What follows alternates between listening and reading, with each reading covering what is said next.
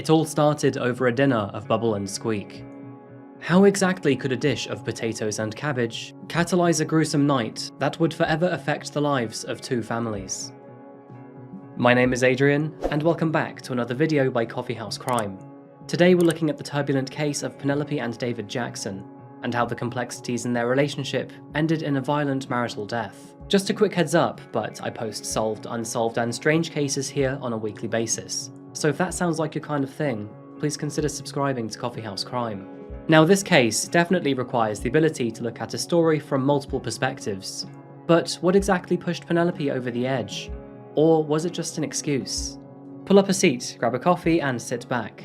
This is the case of Penelope and David Jackson.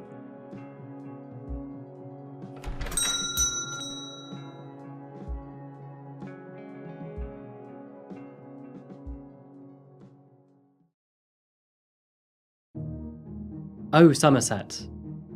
The land of cheddar cheese, golden sunsets, and of course, a British staple, cider. Somerset, which is located in the southwest of England, has always been a famous holiday spot in the UK. Somerset's villages and towns huddle close to beaches and national reserves, making it a great place to detach from the hustle and bustle of modern-day life. And it's only a short drive away from the bohemian city of Bristol, a personal favourite of mine when it comes to English cities. Located towards the northern tip of Somerset, we find a small seaside village named Barrow. Barrow has a population of not even 1,600 residents, all of which you could fit onto two Airbus A380s. In an area so remote, the phrase "not much" is often used to describe what's going on in Barrow. And rightfully so. It's a village best suited for those in their golden years, focused on relaxing in the golden sun with their golden cider, which was of course perfect for the retired couple of David Jackson and his wife Penelope Jackson. As of the year 2021, Penelope and David had been married for just over 24 years, and with that said, it's obvious to say that they had a rather large number of things in common. Penelope was 66 and David 78, and together they both enjoyed cruising around the world and tending to their garden when at home. And although their relationship seemed happy from the outside, it certainly wasn't always like that. We'll get to this in just a moment. Marrying David in 1996, Penelope had actually married 3 men before this. Being a woman of the Royal Air Force, she had the opportunity to meet many strangers through her job. It was in the year 1973, when she was 18 years old, that she married her first husband, and together they would have 2 daughters. But the relationship between Penelope and this man would not last forever. A few years after having her second daughter, Penelope claimed that this man had become violent, and so the two of them decided to split, thinking it was the best option for their daughters. Following these violent altercations, Penelope and the kids were out of the household pretty fast, and Penelope was just as fast to find another man, this time an RAF serviceman. The two of them married rather quickly, but this relationship would be even more short-lived than the first. Her new husband soon worked out that he didn't want to be with a woman, but other men instead, and so the two obviously decided to split up. Penelope's first 2 marriages were not easy, and by no means were they her own fault, escaping domestic violence in the first one, and lacking the right equipment in the second. But her third marriage would paint a much different picture to Penelope. She would again meet another man, and his name was Alan Warrender. The two of them met at work, and both of them were stationed at a Royal Air Force base in South Wales. But Alan was already married, and he had 3 children with his wife. This was no problem to him. They initiated a secret affair. The two would do this for multiple years, until, tragically, Alan's wife passed away from cancer. She was 36 years young, and sadly, she had learned of Alan's infidelity before succumbing to her illness. The death of Mrs. Warrender was heartbreaking, and the list of negatives to her death overwhelmed the tiny minority of positives. But one of those very few positives was Penelope. After the death of his wife, Alan essentially disowned his own children, moving them in with other family members or boarding them into private school. And he did this so he could now devote his own time to the new love of his life. The new relationship with Penelope resulted in the birth of their own daughter, and she was named Isabel. The family unit would be happy for a short while. Okay, sure, their origin was pretty rough, But Penelope had a loving husband and a beautiful baby daughter. However, yet again, this would all change. Being part of the RAF, Alan would spend long placements away from home, very often in remote parts of the world. And while on post in Saudi Arabia, Penelope grew bored. It was in this period of loneliness that Penelope met a new face. And this is where we meet the other half of today's story, David Jackson. Being a lieutenant colonel for the British Armed Forces, he was a well-disciplined man. It was during his time on shift that he met Penelope, who at the same time worked in the administration department. She had previously worked in admin for the Royal Air Force, but moved over to the Armed Forces for better pay. Although Penelope and David were both married and had their own children, between the two of them they couldn't help themselves. The two often made excuses to see each other while at work, and this soon spiraled into an affair that wouldn't be kept a secret for very long.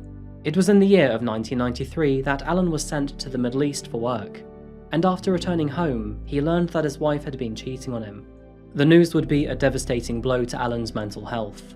In fact, it was so bad that, a few days after learning of this, he decided to take his own life through carbon monoxide poisoning. At Alan's funeral, Penelope would seem vacant and almost unbothered by the affair. She showed a total lack of empathy for her late husband and those around her, and Alan's brother would describe her demeanour as, "I was not taken in by Penny. I get the impression that, to Penny, husbands are disposable, and if I had to pigeonhole her personality, I would say that she's a narcissist." It's interesting to learn that it wasn't just Penelope that had issues with marriage. David himself had been married twice before, fathering 2 daughters and a son from his first marriage, and his son's name was Gavin. It was unsurprising that David moved on from his first wife to a second marriage through unfaithful means, cheating on his first wife with his second, Sheila Taylor. And so this pattern, which seemed to perfectly resonate with the behaviour of Penelope, would persist and reflect when David cheated on his second wife to be with Penelope. Sheila learned of David's affair when Penelope rang the home phone line, demanding to speak with David. Apparently, even in the early stages of David and Penelope, they had problems with their relationship. David insisted to Sheila that the relationship with Penelope was over. However, following this newfound knowledge, Sheila decided to divorce David anyway, taking the kids with her. It was a surprise that, given his recent claims, the divorce would eventually result in the marriage of David and now Penelope Jackson, marrying in the year of 1996. And David would take Penelope's daughter Isabel under his care, treating her as if she were his own daughter. And this turbulent story forms the backbone of today's couple.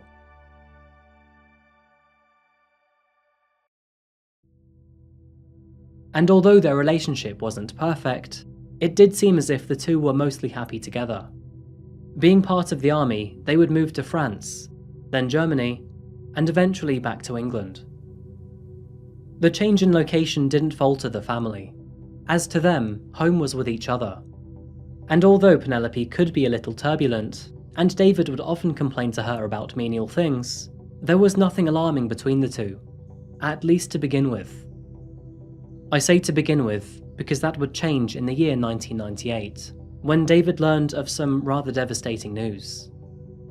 David would learn that his son Gavin had unfortunately cheated on his pregnant wife, and following this mistake, Gavin had sadly decided to take his own life. In his final note before his death, Gavin had wrote to David to say that he didn't want to be like his father, and in his own shame through defeat, he felt like he didn't deserve to live any longer. This hit would affect David greatly. Not only had he lost his only son, but he felt partially responsible for it too. And this would change his behaviour and actions with Penelope forever. Through his own grief, David became more erratic, hot-headed, and even violent towards Penelope. One of his worst moments included pinning Penelope so hard against the wall that her nose bled profusely. There were emotionally abusive moments too.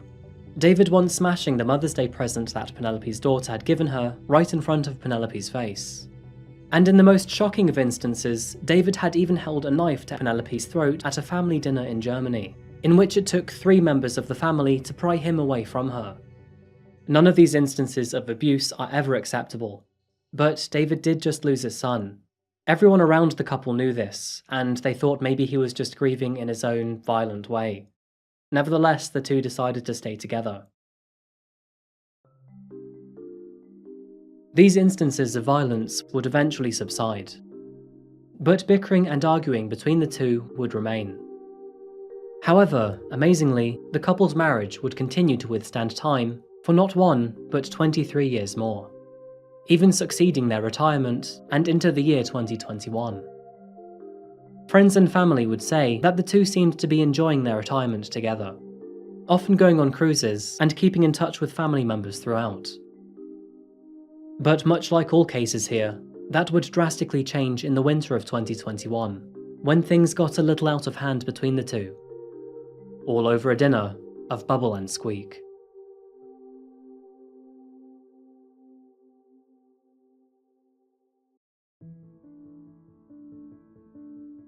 February the 13th, 2021.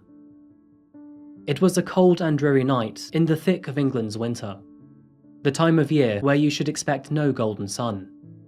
And this day in particular was Penelope's birthday. At least here in the UK, the COVID pandemic was rampant at this time, and the whole of the country was in lockdown, the Jackson family included. Nevertheless, Isabel and her partner Tom Potterton had put some money together to celebrate Penelope's birthday in some way. The family had planned to have an extravagant dinner of lobster, crab and steak over Zoom, a virtual meeting room with video support. But problems would present themselves fairly quickly this night. Penelope and David running Zoom on their iPad, which wasn't sufficiently charged up, and this ended up sparking the first argument of the evening. Although they had managed to get Zoom working on the device, Penelope would seem subdued, and appeared to have been crying. The family exchanged greetings, before plans progressed as expected. They were ready for their remote dinner together, Penelope retreating to the kitchen to grab food for her and David. And after their seafood starter, they were due a main course of expensive steak. The evening remained relatively peaceful. That was until Penelope brought out a side dish of Bubble and Squeak. Bubble and Squeak is a very British dish, made from mixing potatoes with cabbage before pan-frying them to create a crispy exterior. And according to some Brits, it is sometimes seen as a low-class dish, an opinion that David seemed to agree with. Believe it or not, and in the most British way possible, this was the real spark to ignite the evening's events. It was in this moment that David told Penelope that she was ruining this fancy meal by having a side dish like Bubble and Squeak, and this comment led to a full-blown argument. An argument that actually stopped the Zoom call. Penelope had always tried to keep her arguments with David away from Isabel, and so the call was ended, and that was that. Fearing that David may once again become violent from the argument, Penelope retreated to the bedroom, taking a knife from the kitchen with her. A knife that would stay under her pillow for the night, as allegedly, she intended to sleep with it for self-defense. Hours passed, and as the evening ascended into night, David decided to get some sleep. He headed on to his bed, where he then realised that Penelope had something under her pillow, and she was acting very suspicious. That was when, for David and Penelope, all hell broke loose.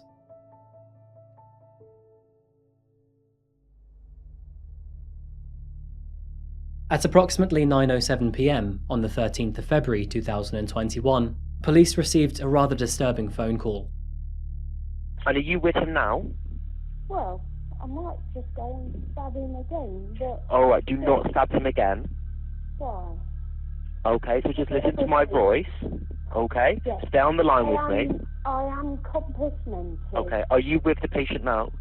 Well, I'm in the lounge and he's in the kitchen bleeding to death with any luck. Alright, so just stay on the line with me. Look, this is not... You're not paid enough to do with this. It's not fair. Okay, well ultimately, madam, I'm listening to your voice and you're the help I have available, so we need to help him, okay? No, I'm not. Alright, madam, I don't... how many times have you stabbed him? I did the once. You did the once? And then he said I wouldn't do it again, so I did it twice more. So, okay. So in total, how many times? 3 times. 3 times, okay. Once I thought I'd get his heart. Well, he hasn't got one.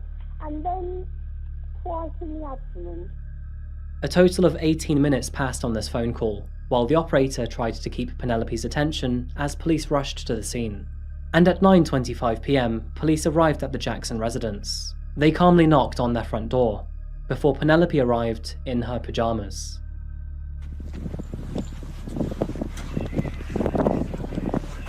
Hello, madam. Do you want to just step outside for me a minute? Can you come outside? Yes. Thank Can I you. get my coat on? He's on the kitchen floor. Okay, at this moment in time, okay, if you just listen to my colleague. Under arrest for suspicion of step murder. You do not have to say anything, but it may harm your defence. You do not mention when questioned anything you later rely on in court. Anything you do say may be given in evidence. Yeah. Could I get my coat? Just bear with me 2 seconds. In there. I admit it all. Alright. Just get them. Alright, I want to go in. Alright. No, So- he's on the kitchen floor. Can someone just stay with Devon while I go in? There's nothing nasty. And I'm certainly not. My coat's in the. You alright? With any luck, you'll be too late. Alright. What's your name, my love? Well, I'm called Penny, but Penelope Jackson. You do live here? Yes. Can I get my coat? We'll get you a Right, coat. get the ambulance in. Pronto, we need Oh, CPR. don't. No, please don't. Yeah, we need Oh, the I should ambulance have in. stabbed him a bit more. We've got CPR being done at the moment. Yeah. Yeah. Penelope, come with me, mate. For my keys. Emergency services found David lying on the kitchen floor, wearing nothing but his underwear and in a pool of his own blood. They performed CPR immediately, but sadly, their attempts proved to be unsuccessful. David had unfortunately passed away. Penelope made no attempt to hide or conceal her actions. In fact, she made it pretty obvious that she killed her husband, even hoping to police that he was dead. Yes. I stabbed him Penelope felt no remorse for her actions. once. Because he's a. She was bold and brash with her statements, and it actually seemed that she was more bothered about getting her coat and staying warm. He's an aggressive bully and nasty, and I've had enough. And when he said you wouldn't do it, I did it twice more. Coats in. What colour's your go coat? in the front. In the front. Yeah. Grey wardrobe. Okay, it might be a while, alright, but I'll try and get... There's obviously a lot going on, okay? Oh, but with any luck, it'll be too late. Penelope, my advice is don't talk about it now, okay? No, I have no intention of not agreeing to what I've done. Okay. I know what I've done. All right. And I know why I've done it. And if I haven't done it properly, I'm really annoyed. As she arrived at her local police station, Penelope's arrest was upgraded from attempted murder to murder. And, even worse, she was joyful to learn that her husband was now dead. Alright, Penny. I'm further arresting you for murder. Oh, good. I've already cautioned you, so your necessities for your arrest is for a prompt and effective investigation and stop further harm. Sorry, that one's a bit tight. So, This Penny, one's- We're gonna move them to the rear in a minute. The DO's just come out to check your temperature, and then we'll move you in. And then mind we'll your go head. from there. Just stay there for the time being. All right. I wouldn't buy my slippers. Alright, I'm not do you want her out? exactly. Yeah. Alright, just step out, mind your head. Yeah. Rightio. I'm very sorry for being a nuisance. No, we just got to take a temperature, okay? Yeah. Oh, that'd be just really great. Get COVID on the top of this. So, what exactly happened to the two when David decided to head to bed? Upon realising what was under the pillow, David asked Penelope what she was planning to do with the knife, to which she confessed that she was planning on taking her own life with it. Penelope claimed to officers that she had enough of all the abuse and arguments that she was being put through, and to her this was the only way out. But David did not take Penelope seriously, and in response said, "Just get on with it then." And with that said, Penelope grabbed the knife and retreated to the spare room of the house. Following her into the room, David and Penelope continued to argue even further. And according to Penelope, he started to provoke her into stabbing him. Simply put, he didn't believe that she had the courage or audacity to do it. Calling her pathetic, he told her to go back to bed. And with these words, Penelope saw red. In one aggressive swing, she slashed David across the chest, resulting in a deep laceration that began to bleed. David wasn't gravely injured at this point, but he did fall to the floor due to his pain. Clutching his chest, he saw Penelope walk out of the room with the knife, to leave her husband in the spare room while she began to write a confession. The confession note read, "To whom it may concern, I have taken so much abuse over the years. Just look at my records. But he was a good daddy. However, the mask slipped tonight. This is and was unforgivable. I accept my punishment. May he rot in hell." In the corner of the note was a scribbled comment that read, "Self-defense." While Penelope was writing this letter, David had managed to crawl into the lounge in order to get to the phone. He then walked into the kitchen and called for emergency services, before saying to Penelope, "See how it feels to have the police phoned on you." In the first minute of this phone call, David could be heard telling Penelope that she wouldn't dare stab him again, and that the first time was just a fluke. And seconds later, David can be heard screaming in pain as Penelope stabbed him a second time. Then moments later, a third. The phone then fell to the floor, only for Penelope to pick it up and start talking to the operator. And you know the rest from here.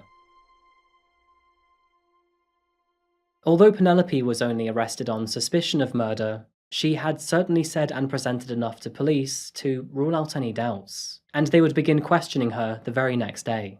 However, this time, she wasn't nearly as talkative as she was the previous night.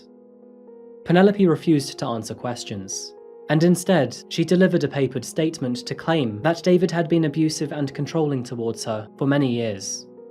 She said that she had no choice, and she denied her charge of murder. Instead, she expressed that she was guilty of manslaughter, as she was only reacting in self-defense. Penelope continued to paint David as an abuser, both physically and emotionally, these accusations angering David's family to its very core, and although they admitted that they would often see the two argue, they never saw any evidence to suggest anything more. At Penelope's first trial on the 11th of October 2021, several family members came forward to attest that David was not an abusive man, and that, in fact, Penelope had always been the one to seem threatening and controlling over her husband. They recalled how David never seemed comfortable when she was around him, that she liked to make others feel uneasy, and that she would always try to find people's insecurities before poking at them. Damning allegations would also come in Penelope's direction. It was while in court that David's eldest daughter recalled the moment that she asked her father and Penelope for advice on her failing marriage. Penelope replied with, "It is much easier if your husband kills himself," referencing her previous husband who had done the exact same thing. And David's second wife, Sheila, testified that David feared his third wife, claiming that Penelope once threatened to cut his off if he ever left her. David honestly believed that she was capable of carrying out that threat. With the way that Penelope acted out her birthday evening, it is pretty obvious to say that David is not here to defend himself against her allegations. So the only judgment of character that we have is from family and friends. Penelope's and David's daughter, Isabel, was a key witness to legal proceedings, and she did admit that she witnessed some form of abuse from David towards Penelope, most notably the incident that happened around the dinner table in Germany. But even she believed that David was not the monster that Penelope was painting him out to be. So it was therefore very difficult to decide how problematic David was. It was a factor that had so much influence over Penelope's outcome. Yet it couldn't be proved or disproved. But in the judicial realm, a final outcome must always be made. And on the 27th of October 2021, Penelope's outcome had finally been confirmed.